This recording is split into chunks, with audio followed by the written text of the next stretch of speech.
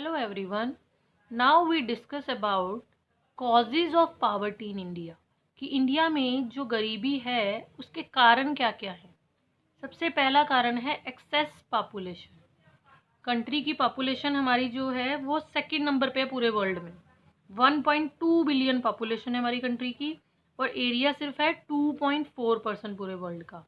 ये भी रीज़न है एक गरीबी का कि पॉपुलेशन बहुत ज़्यादा है हमारी कंट्री की एरिया के कंपैरेटिवली। नंबर 2 पे है unequal distribution of money. Money का जो डिस्ट्रीब्यूशन है वो भी बहुत अनइक्वल है, असमान है कि कुछ लोग 80% जो हमारी वेल्थ है इंडिया की वो 10% लोगों के पास है और 52% लोगों के पास 1% वेल्थ है। तो जो गरीब जो है वो बहुत ही गरीब है और जो अमीर है वो बहुत ही अमीर है।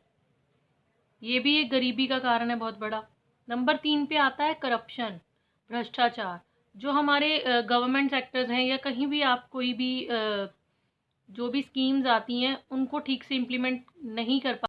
नंबर 4 पे हम पढ़ेंगे सोशल डिस्क्रिमिनेशन के बारे में। सोशल डिस्क्रिमिनेशन में सेक्सुअल रेशो जो है उसका जो इनइक्वालिटी है उसके बारे में बात करेंगे कि जो बॉयज़ और गर्ल्स की जो रेशो है वो बहुत अनइवन है यहाँ पर। ये भी एक रीज़न है पॉवर्टी का। नंबर 5 पे आता है अनसर्टनटी ऑफ मॉनसून। जो हमारे फार्मर्स हैं, जो छोटे फार्मर्स हैं, जो ज़्यादा पैसा नहीं खर्च कर सकते हैं इरिगेशन पर, वो आर्टिफिशियल तरीके से इरिगेशन नहीं करवा पाते, तो वो मॉनसून पर डिपेंड रहते हैं अपनी क्रॉप्स को के लिए, जिसके कारण पावर्टी को और बढ़ावा मिलता है। अगर मॉनसून नहीं आता है समय पर तो भी फसलें ख़राब हो जाती हैं और यदि बारिश अधिक हो जाए, बहुत ज़्यादा बारिश हो जाए तो भी फसलें ख़राब हो जाती हैं। ये भी एक बहुत बड़ा कारण है पावर्टी का, क्योंकि हमारी जो पॉपुलेशन का बहुत बड़ा पार्ट जो है वो एग्रीकल्चर पे डिपेंड करता है। नंबर 6 पे आती है लो प्रोडक्टिविटी। लो प्रोडक्टिविटी क्यों है? वही कि हमारे यहाँ पे मॉडर्न टेक्निक का इस्तेमाल नहीं कर पाते सारे फार्मर्स, क्योंकि लैक ऑफ मनी के कारण। तो लो प्रोडक्टिविटी होगी, प्रोडक्शन ही कम होगी अगर आप हाई यील्डिंग सीड्स नहीं यूज़ कर रहे, फार्मिंग के आर्टिफिशियल मेथड इस्तेमाल नहीं कर रहे, पेस्टिसाइड यूज़ नहीं कर रहे, तो उसकी वजह से फसल जो है या उत्पादन जो आप कर रहे हो, प्रोडक्शन कर रहे हो, वो कंपैरेटिवली लो हो जाती है। नंबर 7 पे है lack of effective implementation of the schemes. Government बहुत सारी प्लानिंग्स में पावर्टी को कम करने के लिए स्कीम्स लेकर आती है, लेकिन वो इफ़ेक्टिवली जो है इम्प्लीमेंट नहीं हो पाता, जिसके कारण जो लोग हैं उनको उसका पूरा फ़ायदा नहीं मिल पाता। जैसे इंडिया में एक हरित क्रांति आई थी, तो उसमें भी कुछ ही जो स्टेट्स हैं उनको उसका फ़ायदा हुआ था, बहुत सारी स्टेट्स को उसका कोई भी लाभ नहीं हुआ। जैसे यूपी और पंजाब में तो बहुत बम्पर वीट और प्रोडक्शन हुई थी, लेकिन बाकी जो स्टेट्स थी उनके कंपैरेटिवली वहाँ पे उसको इफ़ेक्टिवली जो है स्कीम का फ़ायदा नहीं हो पाया था। तो इसी तरह लैक ऑफ इम्प्लीमेंटेशन के कारण भी पावर्टी को कंट्रोल नहीं किया जा पा रहा है। नंबर 8 पे है agriculture.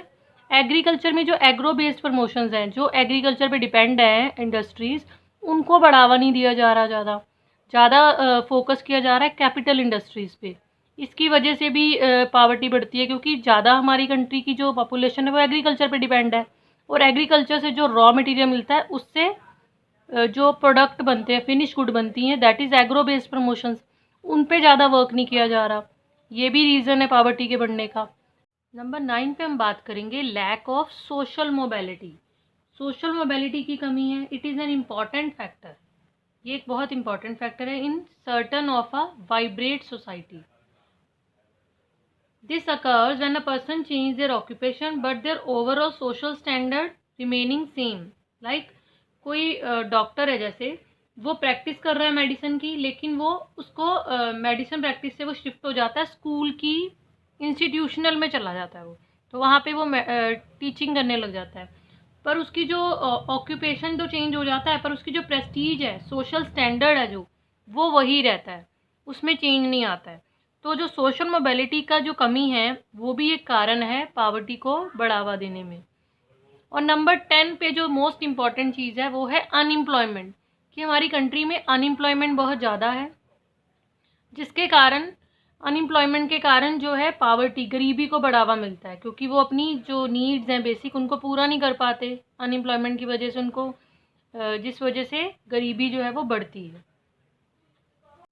Now we discuss poverty prevention measures, कि पावर्टी यानी गरीबी को हम कम कैसे कर सकते हैं। सबसे पहला है कि एफर्ट्स थ्रो 5 ईयर प्लान। जैसे हमारे देश में 5 वर्षीय योजनाएं बनाई जाती हैं जिसमें हम डिसाइड करते हैं कि किस किस चीज़ पर कितना खर्चा किया जाएगा जो इम्प्रूवमेंट के लिए। तो उसमें हम 5 ईयर प्लान्स में पावर्टी को कंट्रोल करने के लिए कुछ कार्य कर सकते हैं जिससे हम पावर्टी को कंट्रोल कर सकते हैं।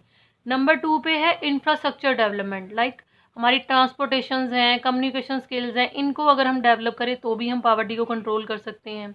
और एम्प्लॉयमेंट को जनरेट करने के लिए लोगों को रोज़गार के मौके मिले, ज़्यादा से ज़्यादा वो क्रिएट किए जाएं।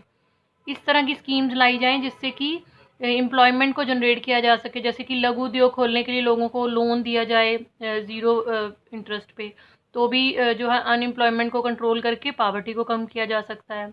नंबर 4 पे हम कर सकते हैं by establish labour based industries, कि इस तरह की इंडस्ट्रीज़ बनाई जाए जिसमें ज़्यादा लेबर की ज़रूरत हो, कि मज़दूरों की ज़रूरत हो, मशीनों की नहीं। जितने ज़्यादा मज़दूरों की या लेबर की ज़रूरत पड़ेगी उतने ज़्यादा लोगों को एम्प्लॉयमेंट मिलेगी, रोज़गार मिलेगा और पावर्टी को कंट्रोल किया जा सकेगा। Now we discuss international poverty line क्या है। इंटरनेशनल पावर्टी लाइन जो है वो कंसीडर कौन करता है, वर्ल्ड बैंक के अकॉर्डिंग वो डिसाइड की जाती है कि जिस भी व्यक्ति की इनकम 1.90 जो डॉलर है पर डे 1.90 डॉलर है, अगर उससे कम है तो उसको हम पावर्टी लाइन के अंडर काउंट करेंगे, इंटरनेशनल पावर्टी लाइन के अंडर।